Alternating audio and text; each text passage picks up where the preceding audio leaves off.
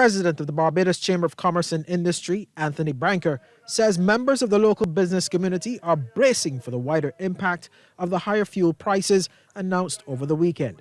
He says reality is that ultimately, such sharp increases will have an effect on the cost of doing business in the island. The business community anticipates that with the rising cost of fuel, generally the cost of doing business will increase. For those persons in the distributive sector, clearly the cost of moving goods to consumers will increase. The cost of electricity, we would anticipate that that will also increase. And therefore, we anticipate, as I said, a general increase in the cost of doing business. And Mr. Branker also weighed in on how soon Barbadians might start to feel increases beyond the pump. With regard to how soon the average Barbadian consumer will feel the effects of this price, I think what will happen is that we business persons in the business community will keep a close eye on what is happening between Russia and Ukraine.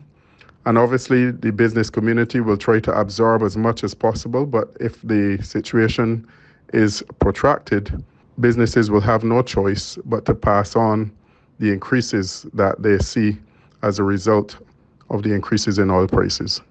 Meanwhile, Communications, Information and Marketing Officer for the Alliance Owners of Public Transport, Mark Haynes, says it represents a major blow for the sector. This, of course, is not welcoming news for the PSV sector, which continues to grapple with a high number of costs. The cost of petrol in itself is astronomical, and this now places a further burden on the PSV sector.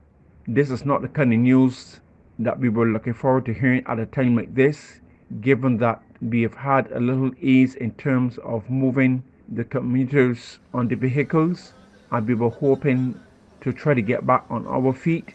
But with this now, this is clearly a setback with which the sector has to deal. He adds that under the circumstances, they are hoping that the recently announced ease in COVID-19 restrictions to increase the number of passengers will help to offset the impact.